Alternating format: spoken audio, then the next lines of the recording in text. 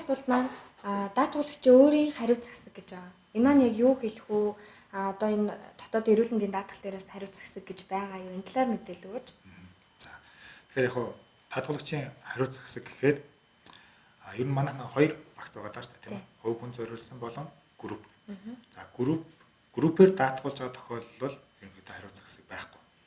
Тухайн энэ одоо багцынхаа лимит хүртэл бид нэр 100% олгоод явж байгаа. Хувь хүн дээр ер нь бол зарим багцан дээр одоо хариуцах хэсэг гэж байгаа.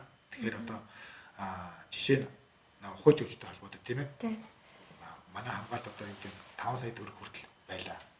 За тэгтэл тухайн хүний маань одоо манайх руу өгсөн нөхөн төлбөрийн материал дээр одоо сая төгрөгийн нэхэмжлэг ирлээ л дээ тийм ээ. Тэгвэл бид нэр тэрний 70% олгодог тийм ээ. За тэгтэл 70% гэдэг маань өөрөө юу нөгөөд юу гэсэн үг гэхээр сая төгрөгийн 700 сая төгрөг олгочлоо. За ингэнгүүт нөгөө хүний чинь 5 сая төгрөгийн багц байснаас 700-ыг нь олгочингууд эргээд 4 сая 300-ийн тий юу үлчиж байгаа байхгүй юу? Хамгаалалт нэргээд байж л гэсэн үг. Ер нь бол ирж байгаа нөхөн төлбөрийн нэхэмжлэгийн 70%-аар нь олгоод 30% нарийнх гэсэн үг байхгүй юу? Тэгээд 5 сая төгрөг хүртэл л авна гэсэн үг. Нөгөө тохиолдол тэгээд ер нь өөрийн даатгалагчийн хариуцах хэсэг гэдэг нь юу юм бэ гэхлээр гарч байгаа зардлын тодорхой хэсгийг даатгуулагч өөрөө хариуцна. Тодорхой хэсгийг даатгалын компаниас хариуцж төлнө л гэсэн үг. Бид нар бол яг эрүүл мэндийн даатгал дээр бол 20-30% хариуцах хэсэг байдаг. Гэхдээ бид өмнө ярьж ирсэн эрүүл мэндийн даатгалч өөрөө 8-аас 10 багц хамгаалт байгаа шүү дээ эрүүл мэндийн тий. Тэрний зарим дээр бол хариуцах хэсэг байна. Зарим дээр бол хариуцах байхгүй болгогдож байгаа.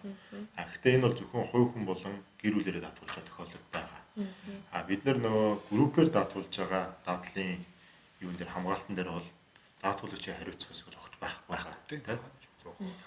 За тэгэхээр даатгуулагчийн хариуцах хэсэг гэдэг нь тухайн одоо нөгөө эрсдэл шалтгаалаад гарах нөхөн төлбөрийн одоо даатгуулагч маань өөрийн хариуцах тэр хэсгийг хэлж байгаа гэсэн үг. Тэгээд хувь хүн дээр бол 20-30% одоо хариуцах хэсэгтэй байгаа байгууллага буюу одоо нөгөө группээр даатгуулж байгаа тохиолдолд ямар нэгэн хариуцах хэсэг байхгүй байгаа. За тэгээд энэ нөгөө хамгаалалт болгоноос шалтгаалаад 20-30% гэдэг хариуцах хэсэг нь тустай байгаа шүү. За бид дотоод эрүүл мэндийн даатгалын хамгаалттай холбоотой иргэдээс ирдэг түгээмэл асуулт хариултуудад хариулахыг хичээлээ. Тавантай холбоотой дэлгэрэнгүй мэдээлэл авахыг хүсвэл 1821.11 утас болон амар даатгал, амар иншүрэнс гэсэн фэйсбүүкээр дамжуулан чатбот дээр дамжуулан мэдээлэл авах боломжтой. Амар даатгал хамгийн амар.